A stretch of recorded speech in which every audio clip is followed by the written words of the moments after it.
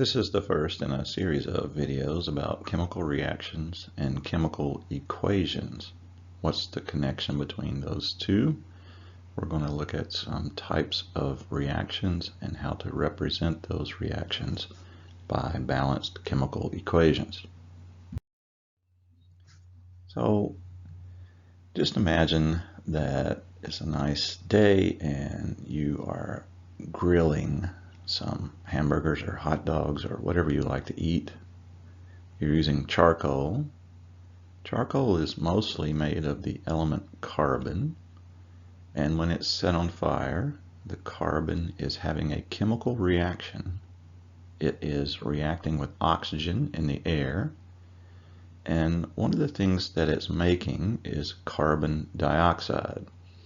Now, it does make other products, things like carbon monoxide. Carbon monoxide is not good for you, so please don't be using your grill indoors. But we have a chemical reaction here. So this real life combination of carbon and oxygen is called a chemical reaction. A chemical reaction involves some sort of change in matter. New materials are produced. They have new properties. You might also observe changes in energy. Heat might be given off, heat might be absorbed. You might have light or even electricity changes. Chemical reactions occur when atoms are rearranged. So chemical bonds between the outermost electrons of atoms are formed, or chemical bonds are broken and the atoms get rearranged during chemical reactions. So what we're looking at in this unit are going to be examples of chemical reactions, and what we're going to be doing is representing those reactions on paper with chemical equations. So the distinction between reactions and equations is simply one of how you look at it. The reaction happens in real life. The equation is how you write it down. So here's a chemical equation that represents the reaction of carbon and oxygen. Carbon atoms and oxygen molecules combine and create carbon monoxide. You'll notice that there are little letter symbols. Those come right off the periodic table. Those represent the reactants and products. The reactants are the substances shown on the left side of this equation. The products are shown on the right. So the reactants in this case are carbon and oxygen. The product, carbon dioxide. Now you'll notice that plus sign, I said carbon and oxygen. That's usually the way you read it. You can say plus if you want to, but we often use the word and. And I call this an equation, even though it doesn't have an equal sign, it has an arrow. So we usually read that arrow as produces or yields or some synonym such as makes. Carbon and oxygen yield carbon dioxide. In addition to the symbols, you might also notice there are some numbers. We need to take a look at those. When you don't see any numbers and you just see a single symbol, that's obviously an element. But even if there are numbers there, you might be looking at an element such as O2, or you might be looking at a compound, a chemical combination of bonded atoms. Carbon and oxygen are bonded together to make carbon dioxide. So here's a chemical equation for us just to take a little bit closer look at those symbols and numbers. We have 4Al parentheses S. What in the world does that mean? Well, the numbers, the 4, the 3, the 2, shown in green, are coefficients. They're multipliers. They show the proportion of atoms or molecules. Or if it's an ionic substance like aluminum oxide, we refer to that as a formula unit. So a coefficient, a number up front is a multiplier. It multiplies whatever it touches on the right. So 2H2O means there are 2 water molecules. The subscript, the little number written on the right of the H, that's a multiplier only of what it touches on the left. So there are 2 H's in H2O. Now there's no multiplier for the O. We understand that to mean there's a single oxygen atom in the water molecule. We have to use those subscripts to get neutral formulas, and you have to have neutral formulas first before we start writing full balanced equations, what we're learning in this unit to write.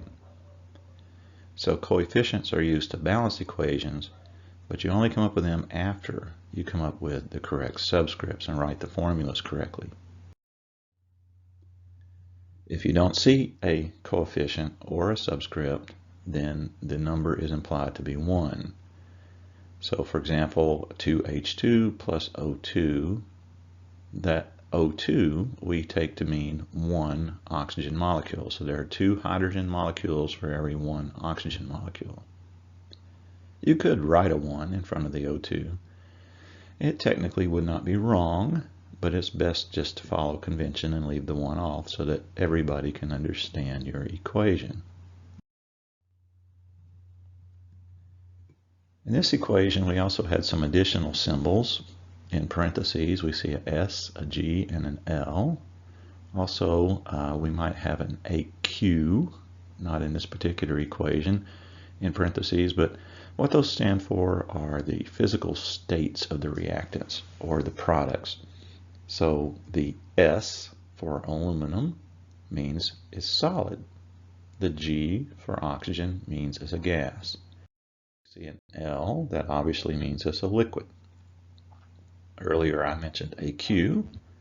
AQ is an indication that it has been dissolved in water. It comes from the Latin aqua or aqueous. So AQ in parentheses means that substance has been dissolved in water. We might run into a few other symbols in this unit, so I'm just going to go ahead and show you a few up front, though we won't be using them in this particular lesson today. If you have a catalyst, a substance that speeds up a reaction, it's neither a reactant or a product because it's not used up. So we typically write it above the yield sign. We write it over the arrow. So in this particular example, H2SO4 is sulfuric acid. If we use that as a catalyst, we'll write it above the arrow. You can show a gas with a G in parentheses, but if you are not capturing the gas, if you're just allowing it to escape during your experiment, then you might have an up arrow like that. It might be in parentheses. And as I said earlier, chemical reactions often involve changes in energy. So sometimes we symbolize those changes, especially heat energy, with the Greek letter delta. It means a change in temperature. You might see it in front as part of the reactants. You might see it in the right side as part of the products. You might see it under the arrow. It just depends on the situation. So just a reminder that reactants are the chemicals that are starting the reaction. And we typically do write them on the left side of the equation. Products, on the other hand, are typically written on the right side, and the arrow typically is pointed from left to right. Now I keep saying typically because you don't have to do that. And in fact, another type of equation that we'll get to a little bit later on is called a reversible equation.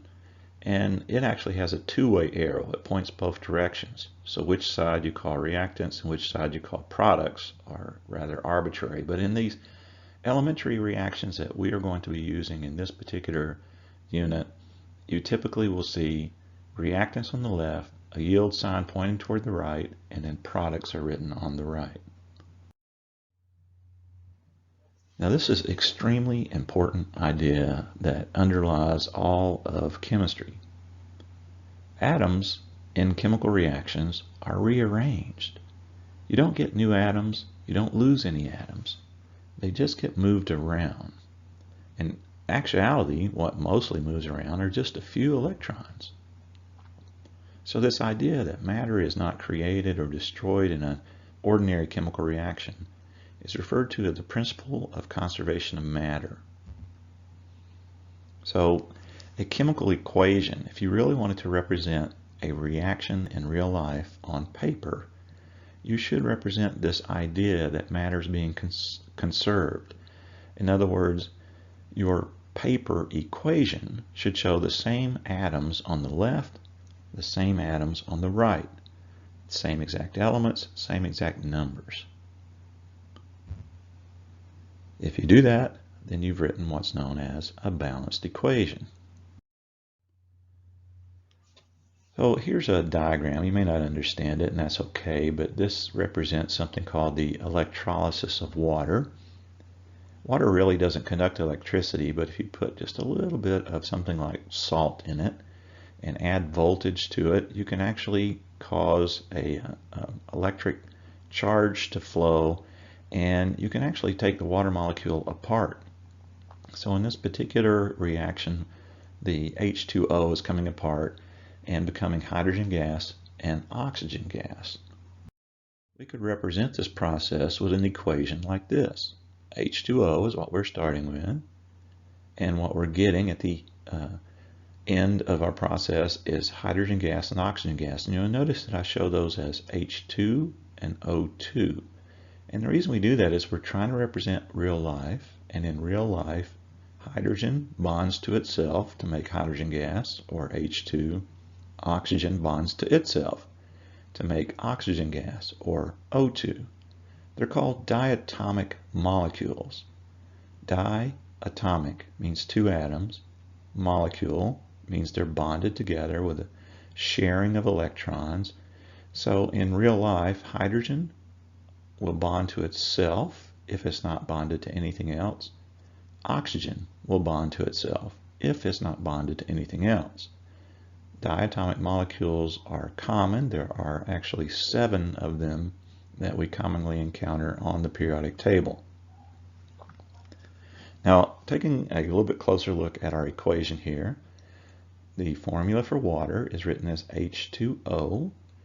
We only have water as our single reactant in this particular case. The products, on the other hand, there's oxygen and hydrogen gas. And as I mentioned earlier, those are both diatomic molecules in nature, and I'm trying to represent nature on paper, so I'm going to represent it with the formulas H2 and O2. This equation has a little problem representing real life because it shows there are 2 oxygen atoms on the right, but there's only 1 on the left side in the water molecule. H2O only has 1 oxygen. So this equation is not balanced. We call it a skeleton equation. Now, skeleton equations are useful. They do show us the substances involved in a reaction, but they don't have the correct proportions or ratios. For that, we need coefficients. So what we need is a balanced chemical equation. In this case, the balanced chemical equation is 2 water molecules, yields 2 hydrogen gas molecules, and 1 oxygen molecule. The ratio is 2 to 2 to 1.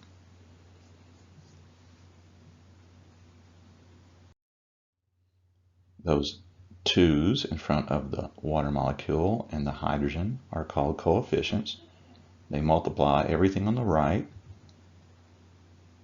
So if you have 2 H2O, for example, then that means there are 2 times 2, or 4 hydrogen atoms, and 2 times 1, 2 oxygen atoms.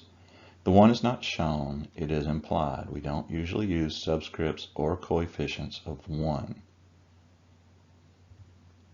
If you look on the right side of the arrow, the 2H2 means there are 4 hydrogen atoms, and the O2 means there's 2 oxygen atoms. So this equation has 4 hydrogens and 2 oxygens on the left and the right side of the arrow. That arrow is like our equal sign, and so this equation is balanced. This equation is balanced. Now we could add some more information in there if we wanted to, such as the physical state. If you have water in the liquid state, we'll put a L in parentheses. The hydrogen and oxygen are gases, and so we can put a G in parentheses. We won't always use those, but sometimes the physical state is important. But what's more important is that the same number of atoms of the same elements appear on both sides.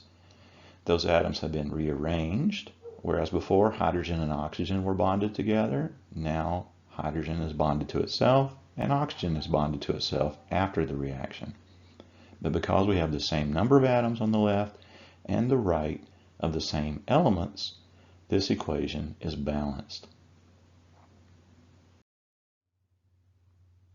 Here's a little example just to show you, again, in real life, a reaction taking place, and then on paper, we want to represent that with an equation.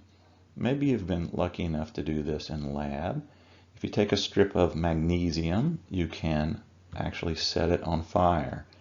Magnesium is a metal, so it's shiny, silvery. It's very malleable. We can cut it with a pair of scissors and put it in a pair of tongs. And a little close up there, you can see I'm holding this at the end of the tongs, and I'm just going to put this into a flame of a Bunsen burner, and let's see what happens. And I'm going to put it right in the edge of the fire. Heat it up, it begins to oxidize, and it catches on fire itself. Look at that. Very bright white light. You can use things like that as a flare, for example. If you're out at sea at night, you want to be rescued, maybe you use a flare. I'm going to turn my flame off rather than leave it running. Take a little bit closer look at the product. It's now no longer a metal. It no longer has malleability, for example. If I just touch it, it falls to pieces. And in fact, it turns into a powder. So it's very friable now, not malleable at all. That's the element magnesium. So what we did was we took some magnesium, and when we burned it, it actually reacted with oxygen in the air, just like charcoal did at the beginning of this presentation. And the product is called magnesium oxide. It's that white powder that you saw. This is what we might call a word equation, and what we need to do is translate these names or words into symbols.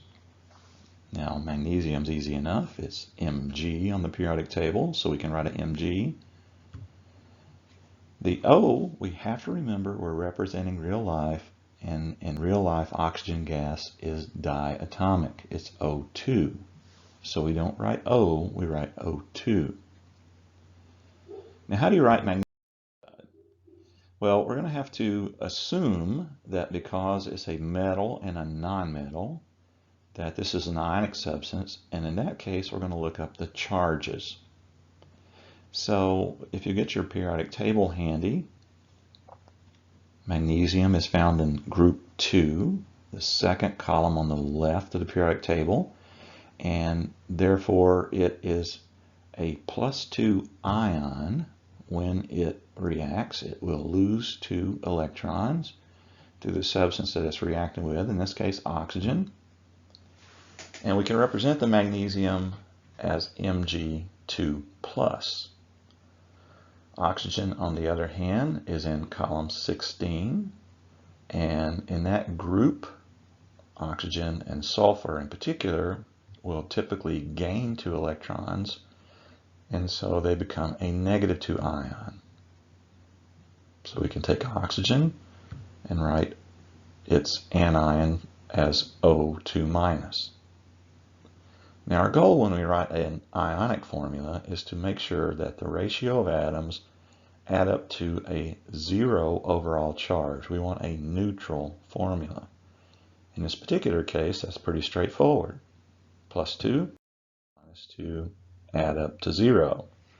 So magnesium oxide's formula is simply MgO. We don't need more than one of each one to add up to 0. So in my equation, I'm going to change where I, at the top of the screen, wrote Mg2 plus and O2 minus, and I'm going to make that just MgO. A 1-to-1 ratio of those two atoms. So our skeleton equation is Mg plus O2 yields MgO. But we'll notice that this equation is not balanced. There are 2 oxygen atoms on the left, only 1 oxygen atom on the right. And as we have noted, matter is conserved. The atoms are rearranged.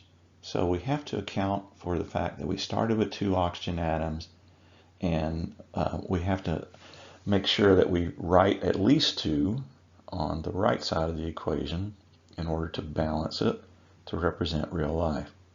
So what I do here is say if MgO is the correct formula for magnesium oxide, the only way to get 2 oxygens on the right side is to say that we have 2 magnesium oxides. So when a magnesium oxide is formed, the oxygen atoms have split apart. One will join with a magnesium, and another will join with another magnesium.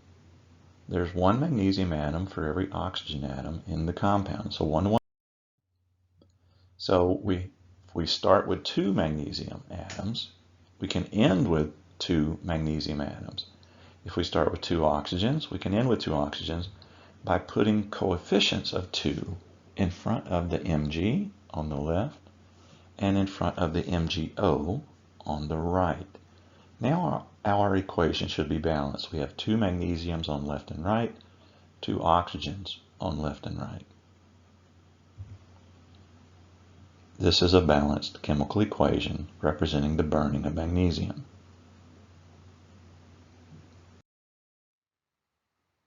That's a brief introduction to balancing chemical equations and how those equations represent real-life chemical reactions. This video is getting too long, so I'm going to cut the lecture in half and make a second video, part 1b. Take a little break yourself, and then you can begin the second part of this lecture. See you soon.